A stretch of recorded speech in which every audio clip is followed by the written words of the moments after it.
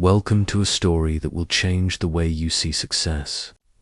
Welcome to a story that will not only touch your heart, it will stay with you forever.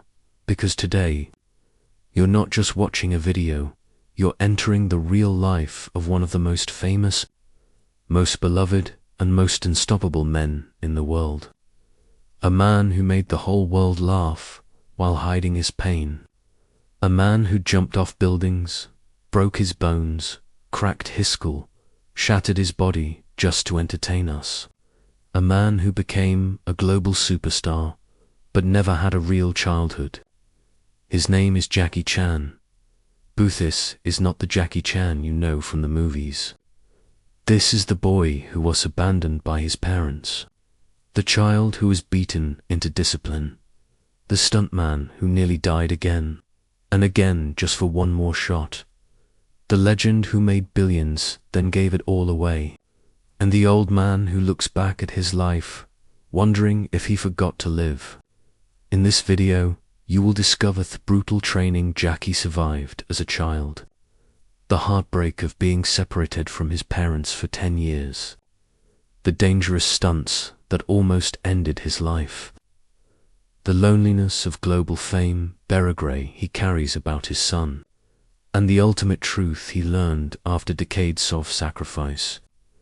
You will also learn how real success is built, not with shortcuts, but with discipline, failure, heartbreak, and courage. And here's the best part. This video will also improve your English. Because as you listen to this story told in easy, emotional, clear English, your brain will connect deeply with real vocabulary, natural sentences, and powerful storytelling. You won't just learn about Jackie Chan.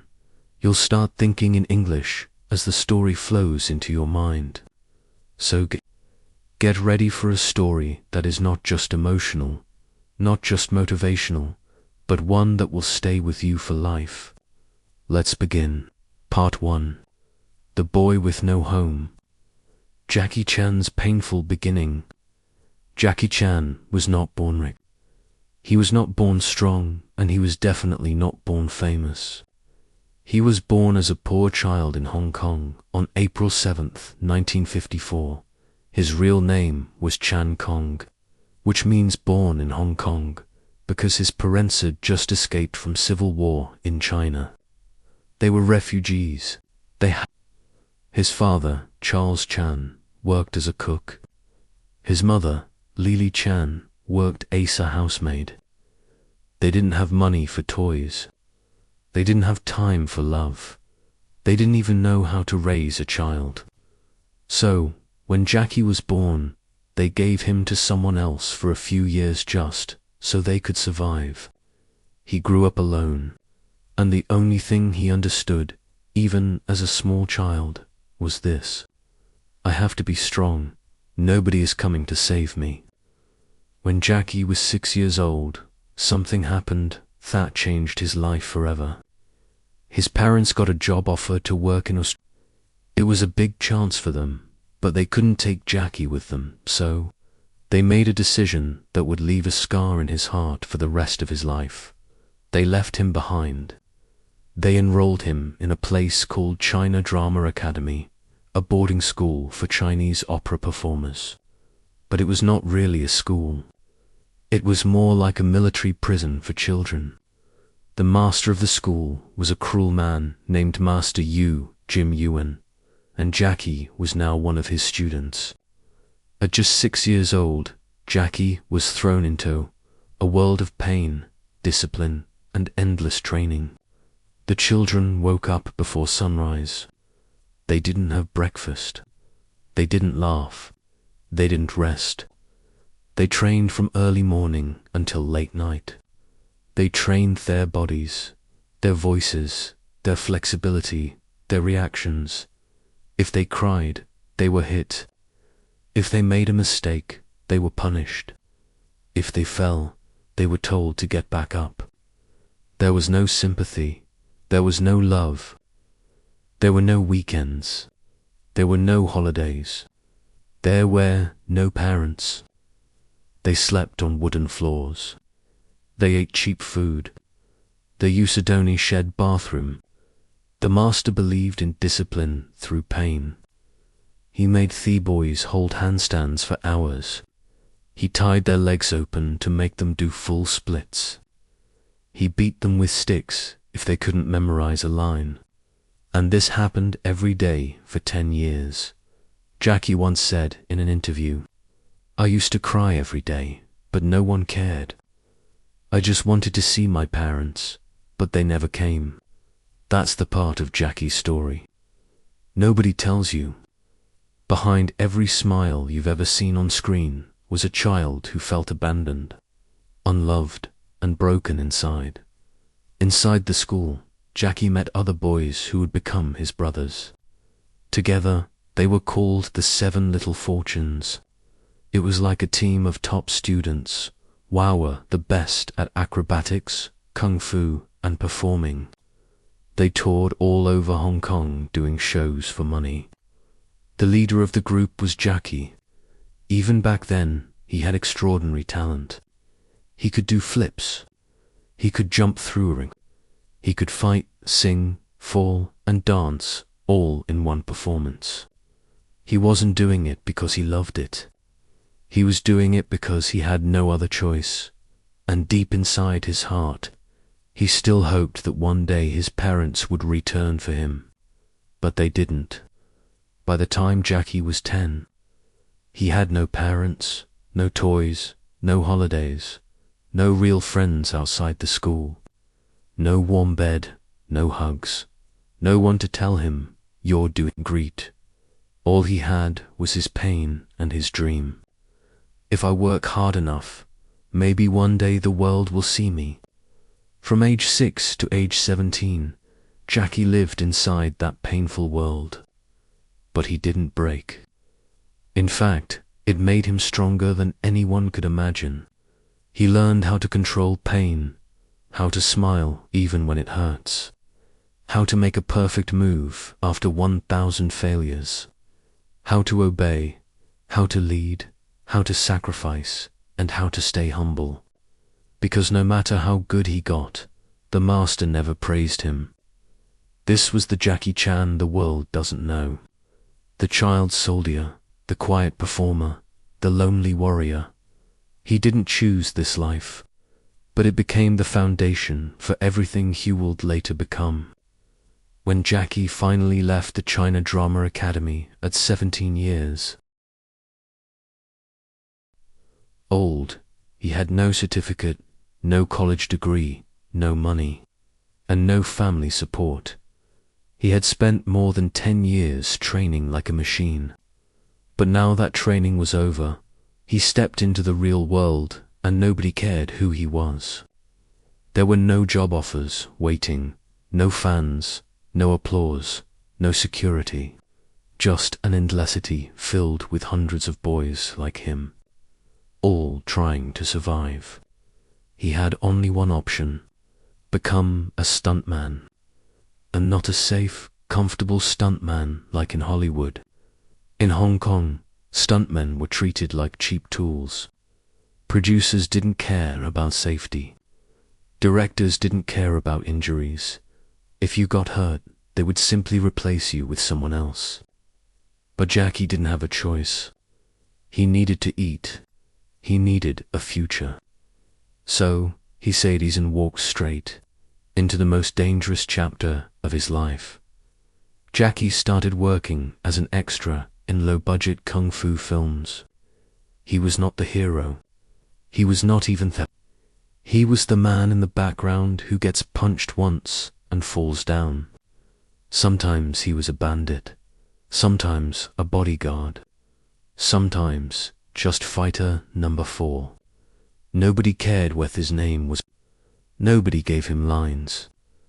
Nobody even gave him proper safety gear. All they gave him was a quick direction. Jump from here. Get kicked. Fall down. Don't cry. And Jackie followed every order. He jumped off balconies, rolled down, crashed through tables, fell flat on his back, landed on his face, got kicked in the teeth, hit with real wooden sticks, thrown into walls, almost drowned, lost teeth, dislocated bones, and once almost broke his neck. But he never said no. Why? Because deep inside, he still had one dream. If I do this better than anyone else, maybe one day they'll remember me. One day in the early 1970s, Jackie got hired as a stuntman for a film called Enter the Dragon. And this was not just any movie. It was the first major Hollywood martial arts film. And the star of the film was none other than Bruce Lee. Bruce was already a legend, a global icon.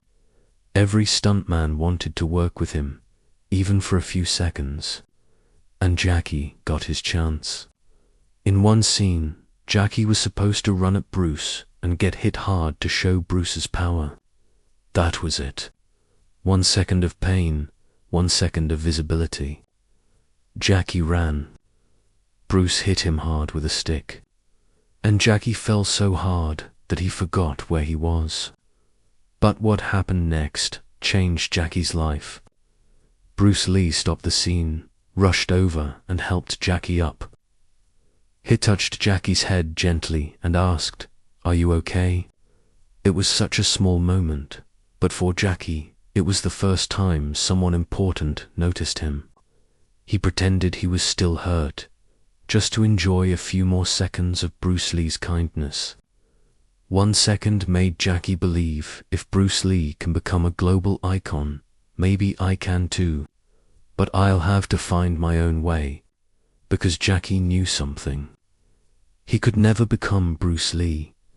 Bruce Lee was serious, powerful, clean, perfect. But Jackie, he was always falling, always messy, always funny.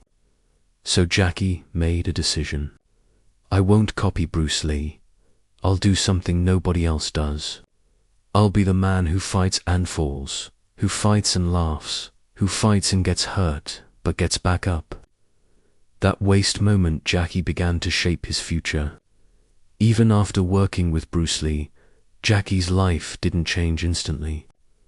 For years, he was just another nameless man getting kicked on camera. Producers laughed at him. Directors signed him. Nobody gave him a main role. Some even said, "Your face is not good for movies. You look funny. You don't talk like a hero. You can't be theld actor." It would have broken most people. But Jackie kept going. He worked 18 hours a day, slept on studio floors, ate cheap noodles. Sometimes he didn't even get paid. But every day he practiced. He studied how other act. He trained his face to show emotion. He studied comedy. He trained his body to fall safely but look painful. He rehearsed thousands of stunts until they looked real but controlled. Because Jackie had a secret mission. One day I will create a new kind of hero. A hero who makes you laugh while bleeding. A hero who doesn't always win but never gives up. In 1978, Jackie was offered a role in a film called Snake in the Eagle's Shadow. It was a low-budget kung fu comedy. But for the first time, Jackie was allowed to mix martial arts and comedy. He played a weak, silly young man Holland's kung fu in a strange way, using humor, surprise, and fast movements. The audience loved it. They had never seen anything like this before. Jackie made them laugh, then fight, then fall, then win. He was not perfect like Bruce Lee, but he was real. He was the guy who looked like you, who failed, got hurt, and still stood up. The film became a big success. And then another one followed, Drunken Master. And suddenly, Jackie Chan became a name people remembered. He had found his style. Not Bruce Lee's style, not anybody else's style, but Jackie Chan's style. Pain, laughter, chaos, stunts, comedy, and courage. Jackie didn't get lucky. He didn't know the right people. He didn't have rich parents. He didn't get help. He built himself with pain, falls, failures, broken bones, and quiet practice over many, many years. And now he was finally ready to take the next step to become more than just a star in Hong Kong. He wanted the world, but the world wasn't ready for him yet. Part 2, Jackie Chan vs. Hollywood, Steppenwolf Road to Global Fame. By the late 1970s, Jackie Chan had finally become a star in Hong Kong, after years of broken bones, rejection and humiliation. He was now the face of kung fu comedy. His movies like Drunken Master and Snake in the Eagle's Shadow had made him a household name. Audiences loved his speed, his humor, and his style. And Jackie, he wasn't satisfied. He looked beyond Hong Kong, beyond China, beyond Asia. He wanted the world. He wanted to break into Hollywood, the biggest movie industry on earth, because for him, true success didn't mean being famous in one country. It meant being known everywhere. But what Jackie didn't know was that Hollywood wasn't ready for him. And his next journey would be one of the most painful, humiliating, and difficult chapters of his life. In 1980, Jackie got an offer to work in the United States. It was a dream come true. An American producer had seen his Hong Kong films and thought, this guy could be next Bruce Lee. They gave Jackie a role in a movie called The Big Brawl. It was his first leading role in an English-language film. The producers were excited. Jackie was excited. Everyone thought it would be a big success. But the moment filming started, Jackie realized something was wrong. The American director didn't understand Jackie's style. He wanted Jackie to fight like Bruce Lee. Serious, slow, powerful. But Jackie was not Bruce Lee. He tried to suggest ideas, fast moves, funny reactions, crazy stunts. But the director said, no, just do it the American way. Jackie felt frustrated and ignored. Nobody listened to his creative ideas. Nobody let him be himself. He was a guest in Sami and Ilza's system. When the movie was finally released, it flopped. American audiences didn't understand Jackie. Asian audiences didn't like the American version of him, and critics said, this actor is trying to be Bruce Lee. Bod's not even close. Jackie felt embarrassed, disappointed, and angry. He had left Hong Kong at the peak of his success, and now he was being laughed at in the country he dreamed of conquering. But Jackie didn't give up. He signed up for another American movie, The Cannonball Run. It was a comedy with Hollywood stars like Burt Reynolds and Roger Moore. Jackie was given a small role, a Japanese driver. There was one big problem. Jackie is not Japanese. He's Chinese, but the producers didn't care. They didn't even know the difference. To them, all Asians were the same. Jackie was too polite to say anything. He wore a costume. He smiled for the camera. He delivered the lines they gave him. And once again, the movie failed to help his career. He was being used as a decoration, not as a real actor. He was being placed in movies not to shine, but to fill a spot. And the worst part, he couldn't speak English fluently. So during interviews, Jackie struggled to express himself. He felt stupid, small, and lost in translation. He returned to Hong Kong, not as a global star, but as a man who had tasted rejection from the biggest stage in Thurl. After failing in Hollywood, most people would give up. They would say, I'm not good enough. It's not my time. They don't accept people like me. But Jackie did something different. He returned to Hong Kong, sat down with his team, and said, We're going to build something they've never seen before. They rejected me. Then I'll give them a reason to come begging. He decided to make his own kind of films, combining wild stunts, real pain, fast-paced action, Hong Kong culture, international level storytelling, combining emotion and Jackie's signature smile. He created a new genre, not traditional kung fu, not Hollywood action, but something in between. And this time, he had full control. He directed the films himself, choreographed the fights himself, designed the stunts himself, even sang theme songs in Chinese. He became a one-man movie army from 1985 to 1995.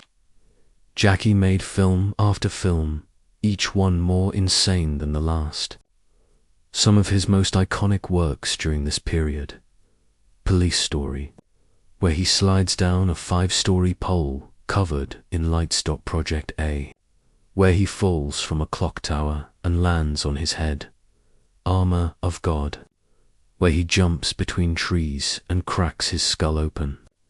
Rumbling the Bronx, where he breaks his ankle and keeps filming with a sock painted to look like a shoe. Every single film had real danger, real blood, and real Jackie Chan pain. He did not use stunt doubles. He did not use CGI. He believed, if I want the audience to feel something real, then I have to do something real. These films became legendary in Asia, Europe, and even parts of Africa and South America. Slowly, the West started watching. American fans started saying, "Who is this guy? Why does he risk his life in every movie? This is better than anything we have in Hollywood." Hollywood producers began to notice. And this time, they didn't want to control Jack. They wanted to bring him in exactly as he was. By the late 1990s, Jackie was nearly 45 years old.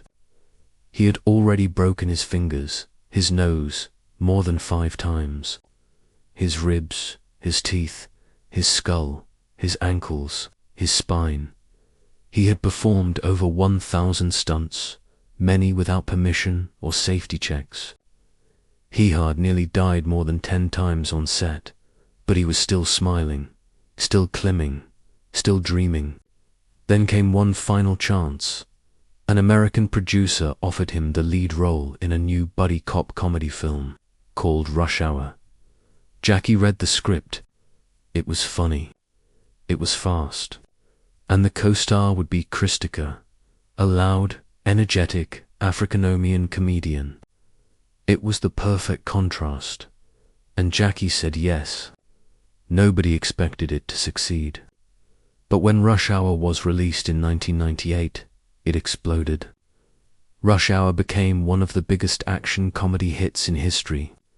Jackie's fights, expressions, accent, timing, and chemistry with Chris Tucker were loved across the world. He was finally accepted, not as the next Bruce Lee, but as the first and only Jackie Chan. And after Rush Hour came Shanghai Noon, then Rush Hour 2, then The Tuxedo, then The Medallion, and then even voice roles like Master Monkey and Kung Fu Panda. The same man who had once been laughed at, rejected, and ignored by Hollywood was now invited, respected, awarded, and loved by Hollywood. For the first time in his life, Jackie Chan was no longer fighting for attention, no longer chasing fame, no longer struggling for a break. He had become a global icon. From Hong Kong to Hollywood, everyone knew his name. His movies were everywhere, in every cinema, on every TV, in every language. He had money, awards, fans, respect, and a long list of directors begging to work with him. But something was wrong. Something inside Jackie didn't feel complete. In fact, he was feeling something worse than emptiness. He was feeling guilt. Because while he was climbing the mountain of success, There was one part of his life he had left far behind: his family. And the first person that came into his mind was his son. Jackie Chan had a son named J.C. Chan, born in 1982. Jackie was 28 at the time, already a rising star in Hong Kong. But even when J.C. was born, Jackie wasn't ready to become a father. He was still working day and night on film sets, jumping through windows, falling off buildings, doing press tours, flying between countries. He wasn't home. He didn't attend school meet. He didn't go to games or birthdays. He didn't teach his son how to ride a bike or solve problems. Instead, Jackie said to himself, "If I make more money, I can give my son a better future." But what JC wanted wasn't money. Hugh entered his father. By the time Jackie realized this, it was too late. JC had grown up, feeling ignored, unseen, and unloved. In interviews, Jochi admitted that he was often raised by his mother, helpers, and private tutors, but rarely saw his. And when they did talk, Jackie was not soft. He was strict. He didn't know how to be emotionally present. Years later, Jackie wrote in his Biography, "When I think about my son, I feel I've failed.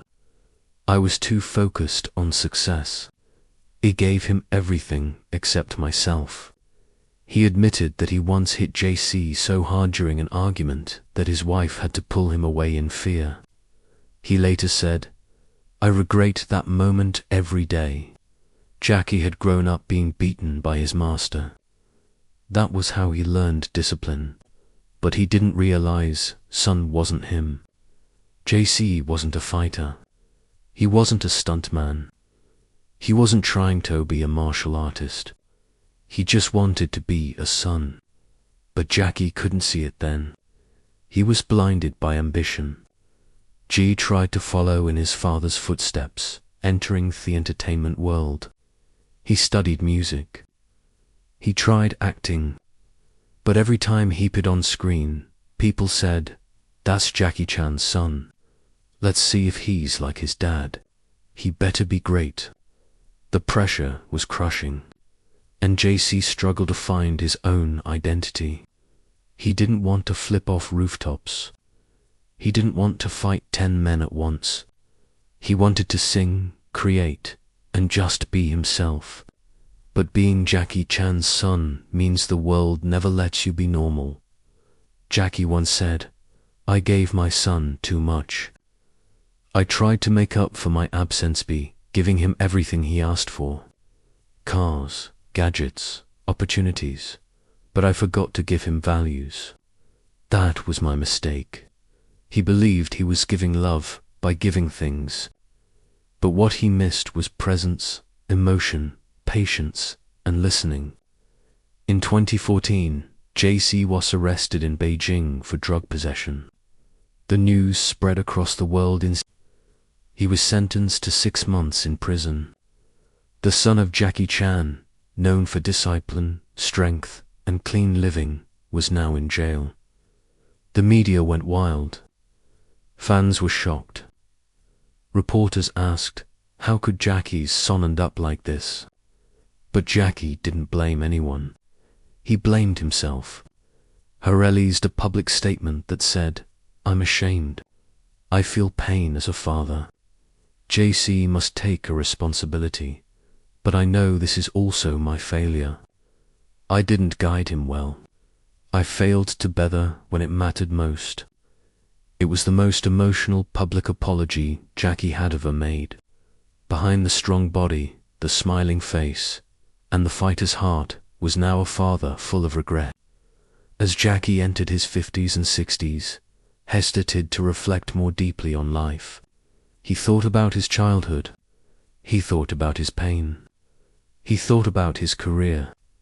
But most of all, he thought about his legacy. He made a shocking decision. Jackie Chan announced that he will donate almost all his wealth to charity when he dies. Not to his son. He said If JC is capable, he can make his own money. If he's not, he won't know how to keep my money anyway. This made headlines around the world. Some people supported it. Others were confused, but Jackie explained, "I don't want to leave behind money. I want to leave behind values. My money came from pain. If my son doesn't understand that pain, the money will destroy him." He wanted Jackie to learn the way Jackie learned, by falling, by failing, and by growing strong through it. Even with all his success, Jackie now spends many days thinking about what he missed. He missed the warmth of a father-son bond. He missed moments of childhood. He missed conversations that could have changed everything. He has said in interviews, "When you're young, you think money is everything. You think fame is power. But when you grow older, you realize the most important things in life are love, peace, and time." Jackie started doing more charity work, helping schools, orphanages, and young stunt performers. He became more active in public education, safety campaigns, and yacht training. He also began mentoring young actors, giving them advice he never received, because he didn't want others to repeat his mistakes. Jackie Chan remains a hero to millions, but his legacy is not simple.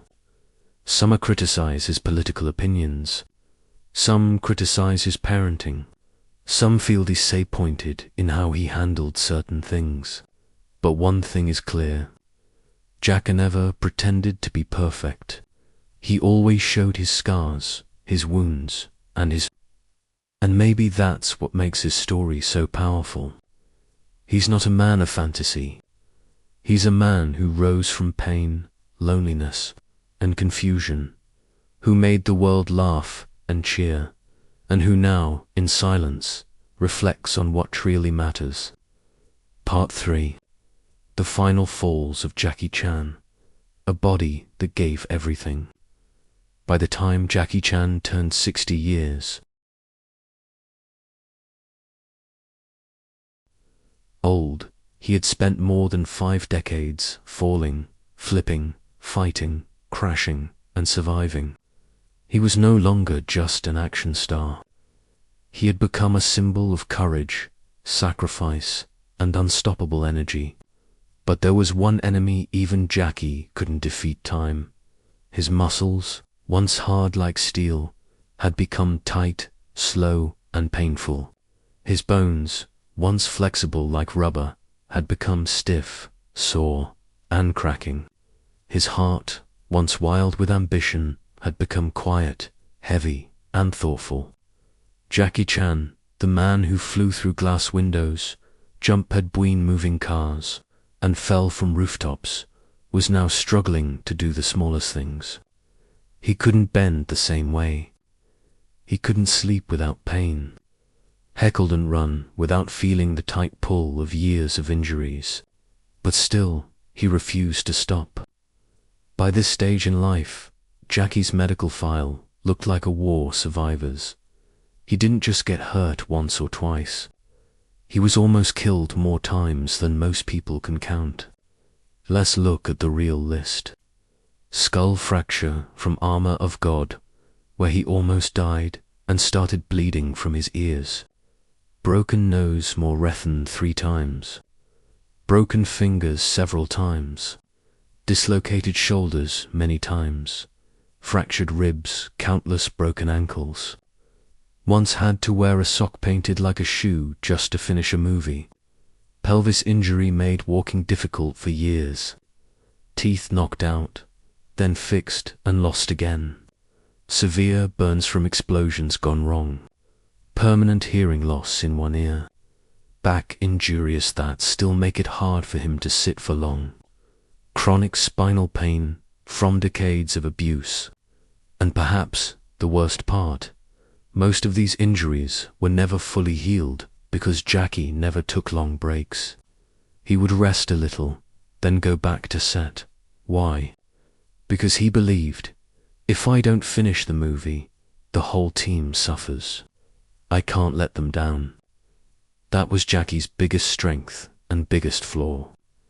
He never put himself first. Even after 50, Jackie continued doing real stunts that most actors wouldn't dare attempt at 25. In movies like Who Am I? He slid down a 21-story glass building without a Chinese Zodiac. He jumped across cliffs and did fast-paced car chases. Skip, Trace. He was in freezing water for hours.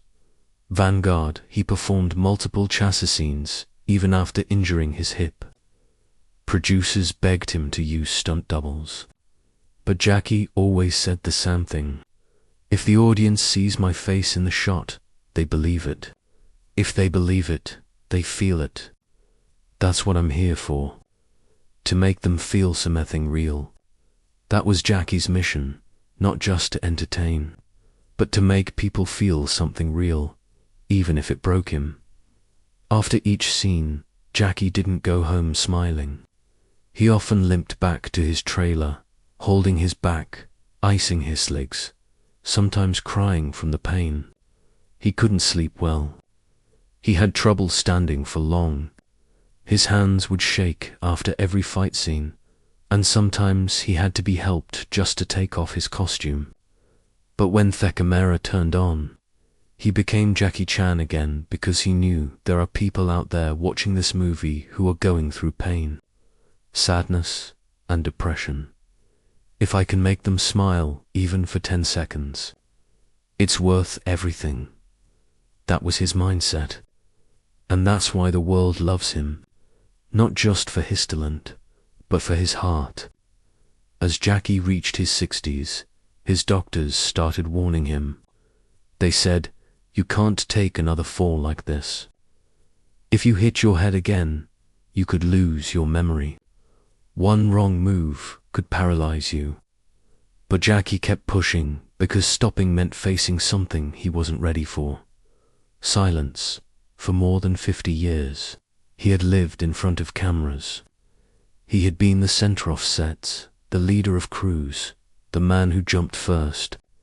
If he stopped, he wouldn't know who he was anymore. So instead of fully retiring, Jackie chose a new path. He would slowly shift from action to mentorship, from filling on screen to lifting others behind the scenes. But the transition wasn't easy. Jackie began investing in younger actors and stunt teams. He trained them, fed them, protected them, and gave them opportunities the same way he never had. He created shops, opened training centers, funded film schools, and told every young actor, "Don't copy me, learn from me, and then do better." He also started doing more voice work, like in Kung Fu Panda, where he played Master Monkey. It was less physical, but still powerful, because Jackie realized something. Even if I can't fight the same, I can still inspire. That became his new fight. Tells his story to lift others.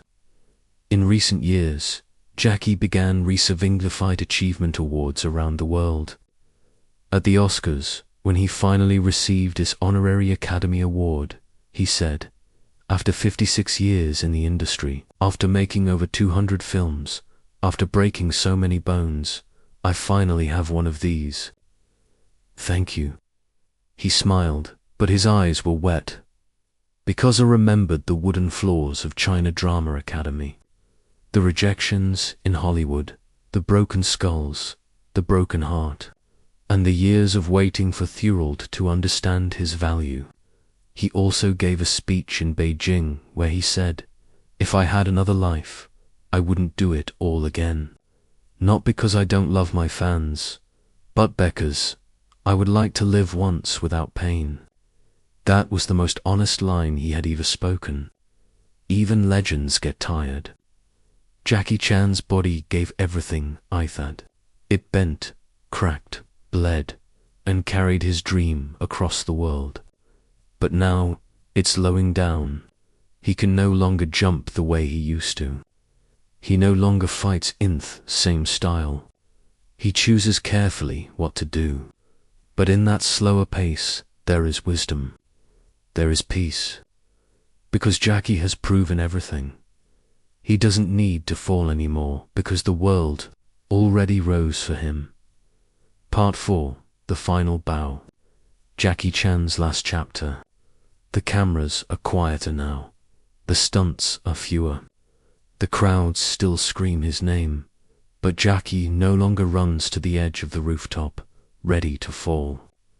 He walks slowly now. He smiles more softly. He sits longer, breathes deeper, and talks more carefully, because after spending over 60 years in the spotlight, after breaking almost every bone in his body, after rising from poverty to global fame, after losing himself, finding himself, and losing again, Jackie Chan is no longer chasing the next hit movie. He's chasing something he had ignored for most of his life: peace. Today, Jackie lives a slower, simpler life. He still acts occasionally, but only in careful roles. He avoids risky stunts now. He respects his age. He listens to his body.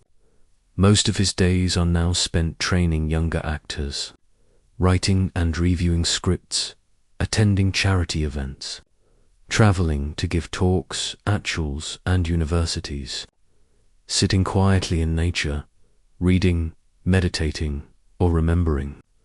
He often visits his old stunt team, Manyof, whom are also aging, injured, or retired. They share stories. They laugh. Sometimes they cry, because those men are the only ones who truly understand the pain, the fear, and the glory of what they gave up for cinema. Jackie pays for their medical bills, supports their families, and always says, without them, there would be no Jackie Chan. This is who he is now. Not just a star, but a protector of those who built him. Jackie knows that one day he won't be here anymore. So now he's focused on what he leaves behind. He is actively building film museums that preserve Hong Kong cinema and martial arts history, charity schools for children from poor backgrounds, especially in rural areas, scholarships for young filmmakers, and stunt training me's to keep the art of real action alive.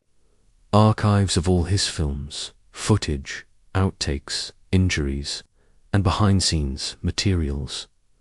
He's also writing more books, letters, reflections for people who want to learn from his.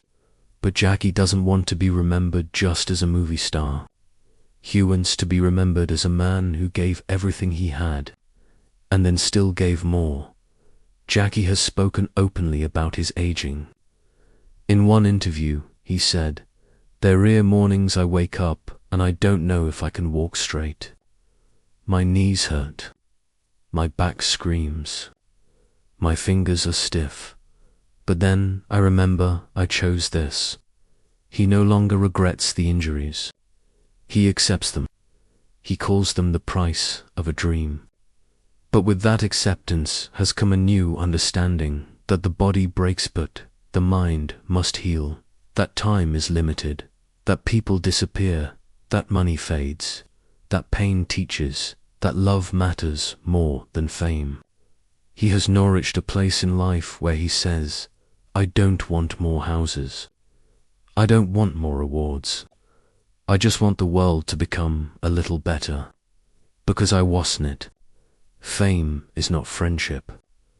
Jackie has millions of fans, but very few people who truly know him. He has admitted in multiple interviews that he sometimes feels deeply lonely. He walks through airports and people scream his name. Hesitates in a restaurant and strangers ask for photos. He smiles always, but deep inside he sometimes thinks, do they love me? Or just the version of me they saw on screen? That's the silent pain of legends. Everyone knows your name, but very few understand your soul. And Jackie, even now, still feels like that little boy at China Drama Academy, trying to be strong when nobody is watching. Over the years, Jackie has given thousands of interviews, speeches, and talks. But there's one message he keeps repeating to the younger generation. Don't look for easy success. Look for all value. Don't copy others. Build your own path. Don't chase fame. Chase growth. Don't give up when it hurts. That's where real strength is built. Huon's young actors. Don't think I'm lucky. I worked through blood. I was slod, I'd beaten, doubted, but I never stopped. He tells them, the best life is not the easiest one. It's the one where you can say, I gave everything. And that's what Jackie wants you to remember. Not his movies, not his stunts, not his fame, but his effort, his dedication, his discipline. In his later years, Jackie began receiving the global recognition he had waited decades for. Oscar, Lifetime Achievement Award, BAFTA Awards, honorary doctorates from universities, statues in Hong Kong and Hollywood, streets named after him, UNICEF Ambassador for Children's Rights. But every time he accepts these honors, he bows his head and says, I am not better than others. I just refuse to quit. He reminds the world, I was a nobody. I cleaned floors. I carried cables. I ate on dirty sets. I bled on cold concrete. I'm just the result of what happens when you love your craft more than your comfort. In recent years, Jackie has begun speaking softly but honestly about death. He doesn't fear it, but he wants to be ready. He wants his last years to be useful, not just comfortable. He wants to pass down his knowledge, not just sit in luxury. He wants to leave a trail that others can follow, not a throne that disappears. He once said, one day my name will stop trending, my face will fade. But if I did my job right, some boy somewhere will keep going because of me. That's enough. That's everything. He also wrote, death comes for all of us, but not all of us live fully before it comes. I lived fully. I gave everything. I can go in peace.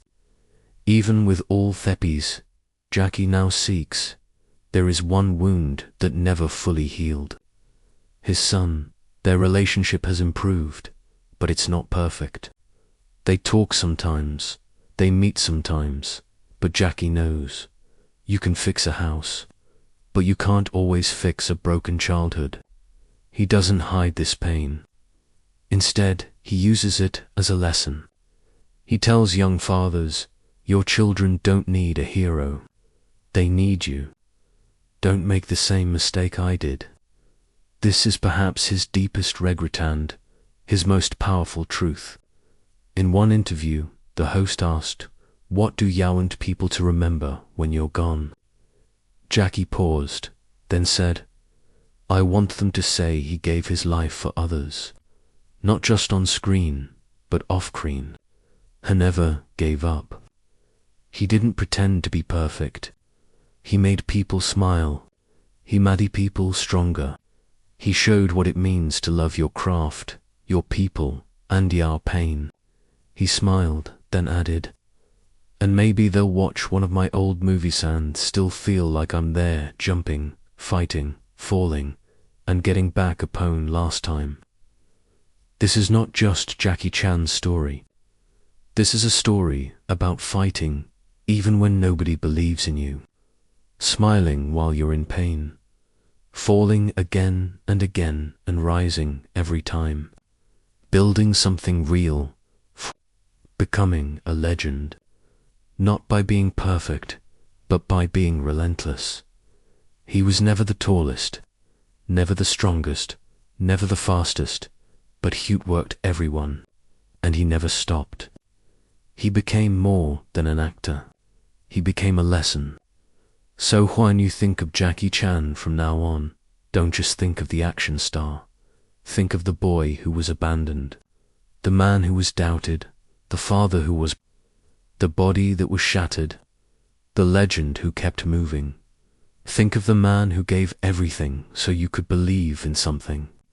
If this story moved your heart, if you learned something powerful today, if you want more real, emotional, life-changing stories like this, that also help you improve your English every time, then subscribe now and become part of something truly powerful. Because this is not just a channel.